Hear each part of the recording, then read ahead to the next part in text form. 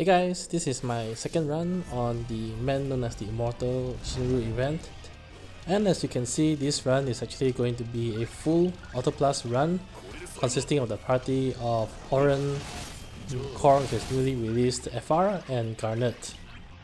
A little bit about the setup, and as usual, I will also be placing more description about the setup in the video description, so you can check that out if you need further information. On this stage, there's only really two key mechanics that you need to take note of. The first is that the minion will use Shockwave Blade ++ when it dies, and if that attack breaks a character, then you also get a party-wide buff dispel.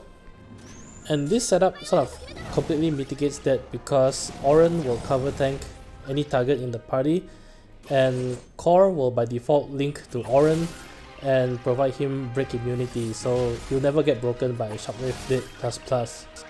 The second mechanic is that when the boss hits a full recast, if the minion is still alive by that time, you will also get a party-wide buff dispel because the boss will be using Mighty Cobalt Wall Plus.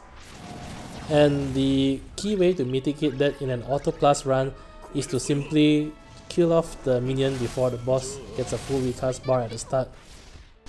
You can actually easily achieve this because at the start, Cor will be spamming his LD, and his LD is actually instant turn and will dramatically reduce the minion's HP. Once you do so, the boss will use the recast as you can see right here, and the recast will always summon a new minion, but doing the recast will also reset the boss's recast bar down to 0. So essentially you will get into a cycle where the minion will reappear, but you will kill off the minion again before the boss's next recast. In terms of the party member choice, by right, if you're using Cor FR, the better party members would be Gladio and Gao, but not really so in an Auto Plus run.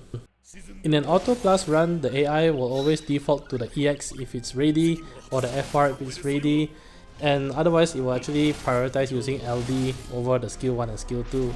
So the issue with using Gladio or Gao is that the AI will continuously spam their LDs right at the start, and in the later parts of the fight, you will eventually run out of their respective LD buffs. This is why instead I'm using Auron and Garnet. Auron will also run into the same issue, however he does have 5 uses of his LD, and his LD Sentinel actually lasts longer than Gladio's LD buff, because Auron's buff lasts I believe for 12 turns in total, which is just enough to do an Auto Plus run.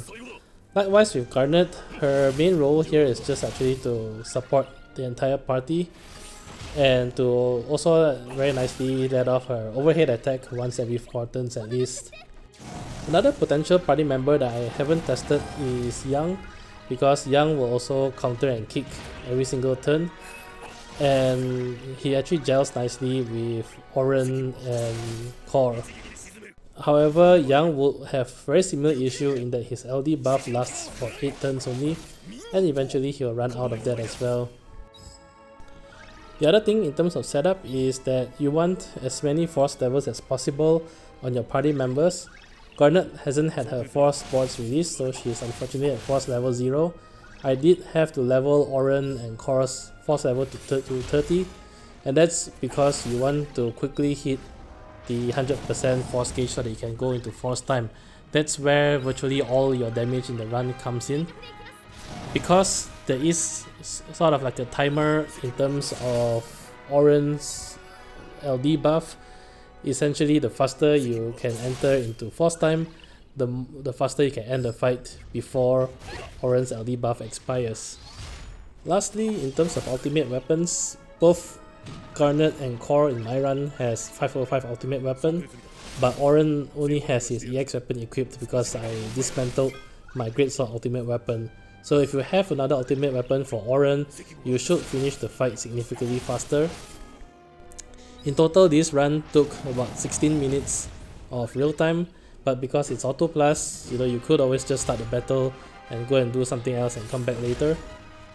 In terms of the skills and passives, you want everyone to be as low as possible, so unequip any speed passives across all 3 characters, and I'll list that in the video description as well. In terms of actual skills, what you want is to also unequip Garnet's EX because there's an instant turn ability, and you also want to unequip Auron's EX as well because that EX delays all enemies. Finally, Auron would have his Purgatory passive, and you want to actually unequip that passive as well. So you still want to have the skill equipped, but you want to unequip the passive to Purgatory, and that's mainly so that he doesn't get speed up buff whenever he uses Purgatory. Quite a bit in terms of the setup, but that shouldn't take too long to get you going. As long as you have the proper skills and passives equipped or unequipped, the fight should be fairly consistent because there's really nothing that is really dangerous in this fight otherwise. With that said, I'll end the commentary here, so kick back and enjoy the rest of the fight. As always, if the video has been helpful, please leave a like, comment or subscribe. It really helps a lot. Till then, I'll see you guys in the next Shinryu video. Bye!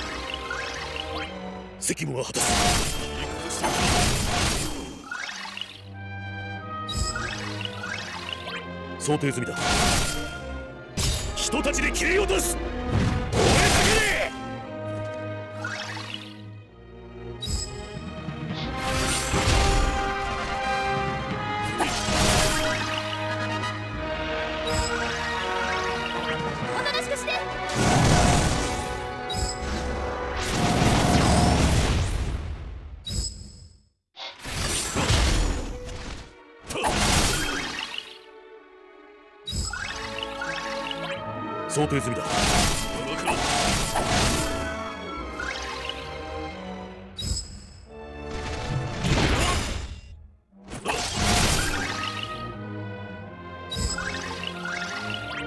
想定済みだ。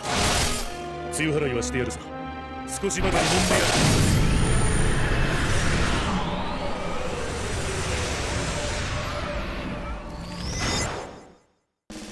る。いい働きだった。